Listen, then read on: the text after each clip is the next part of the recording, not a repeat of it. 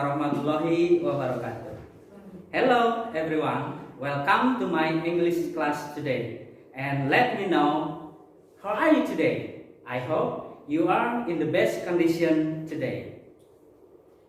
At first, let's say Bismillahirrahmanirrahim. On this occasion, let me accompany you to learn English material for the first semester of 8th grade students, especially the basic competence 3.1. Jadi pembelajaran kali ini kita akan belajar KD 3.1. Oke, yaitu kompetensi dasar 3.1 kelas 8 semester 1 ini adalah menerapkan fungsi sosial, struktur teks dan unsur kebahasaan, teks interaksi, transaksional lisan dan tulis yang melibatkan tindak memberi dan meminta informasi terkait keharusan, larangan, dan himbauan sesuai dengan konteks penggunaannya. Perhatikan unsur kebahasaan must, should. Dan tujuan pembelajaran kali ini yaitu 1. Peserta didik dapat mengidentifikasi ungkapan meminta nasihat atau saran menggunakan kata should.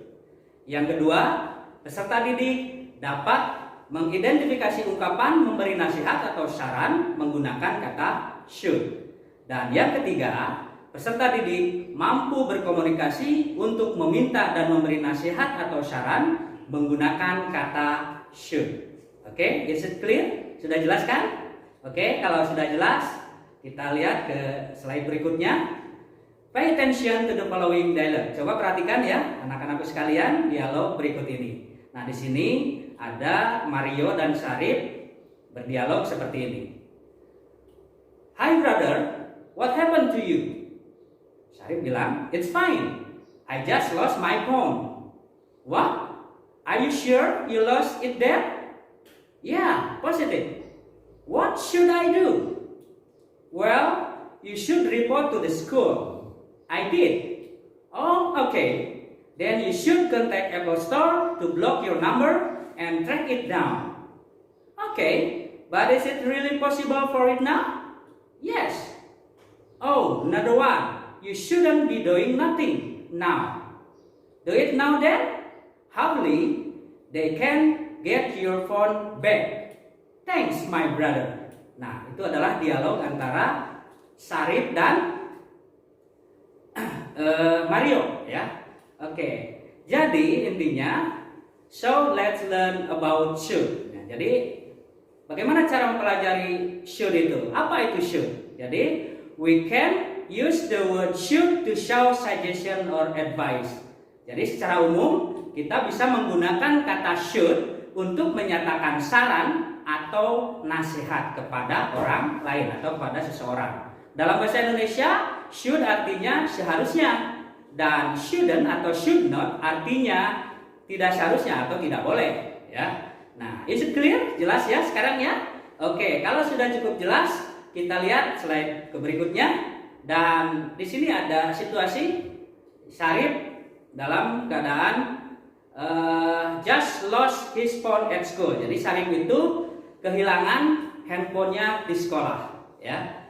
Nah, jadi tadi kata what should I do? Apa yang harus saya lakukan? Kata Syarif di situ kan tadi ya. Nah, itu adalah ungkapan meminta saran atau nasihat kepada Mario dengan mengatakan what should I do? Ya. Nah, itu adalah ungkapan meminta atau saran ya atau nasihat, ya. Yang selanjutnya, you should report to the phone. Oke.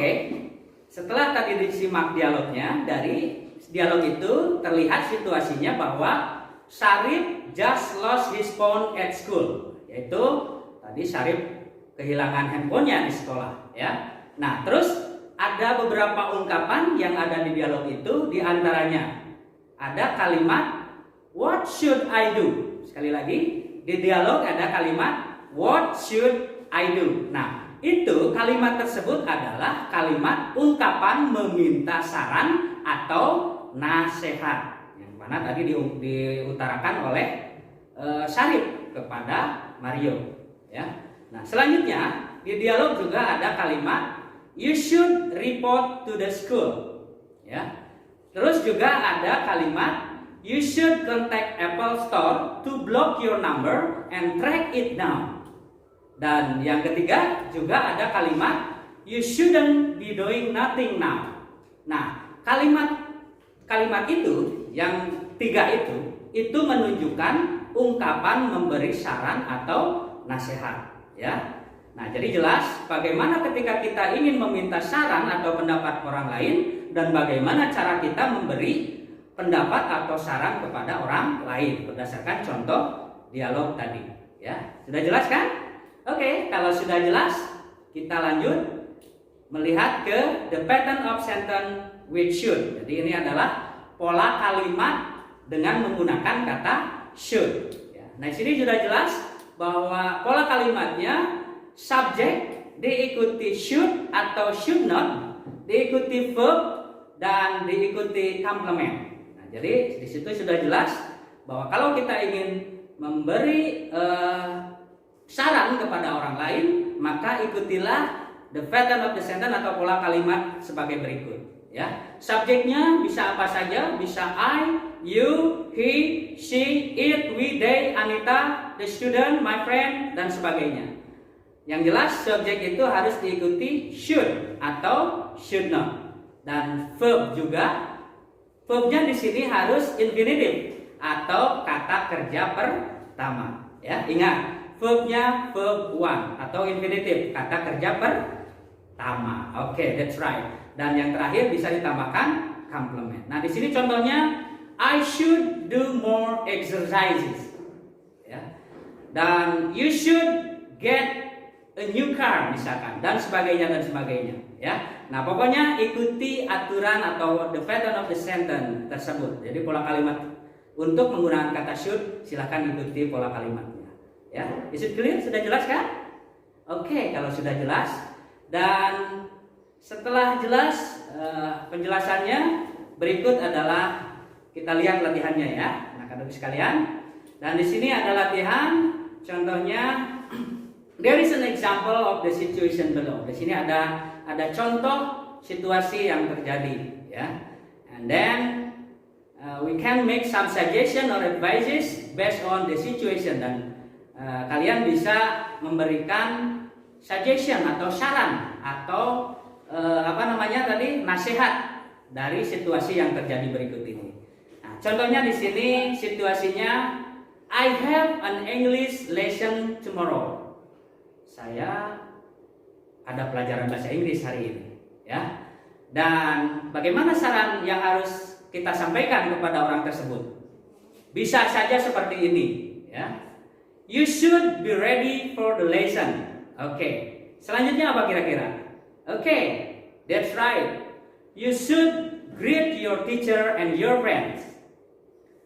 Atau bisa saja saran atau nasihatnya bisa disampaikan seperti ini. You should read the material carefully. Ada lagi kira-kira? Tentu. Sarannya bisa seperti ini. You should ask some questions. Atau juga bisa, you should try to speak English well. Dan bisa saja mungkin seperti ini. You should discuss with your friends. Atau mungkin bisa you should do the exercise given. Nah, jadi kemungkinan advice atau saran atau suggestion yang bisa disampaikan dari situasi I have an English lesson tomorrow itu bisa beberapa cara atau beberapa suggestion atau saran. Oke, is it clear? Oke, sudah jelas kan? Oke, jelas lah ya.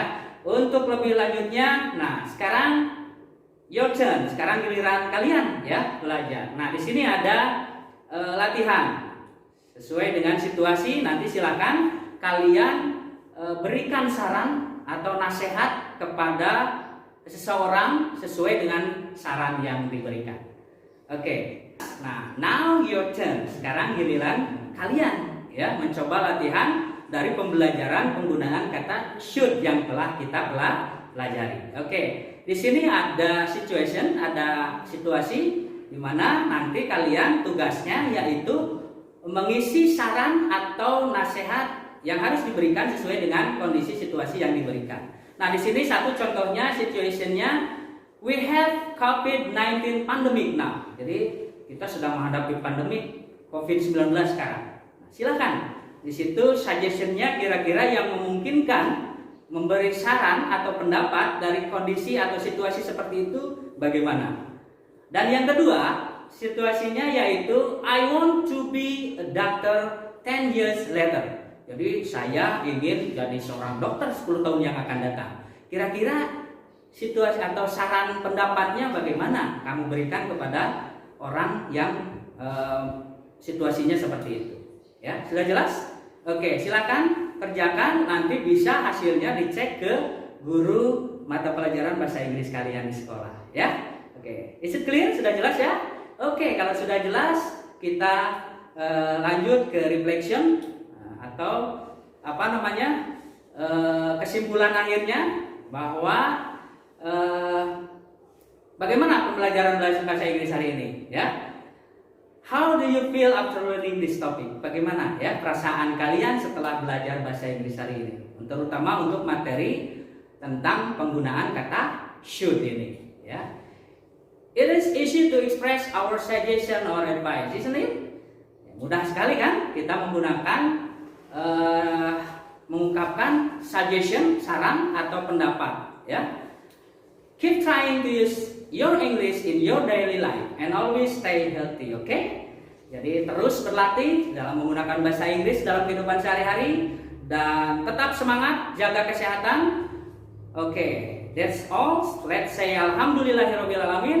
See you in the next material. Goodbye. Assalamualaikum warahmatullahi wabarakatuh.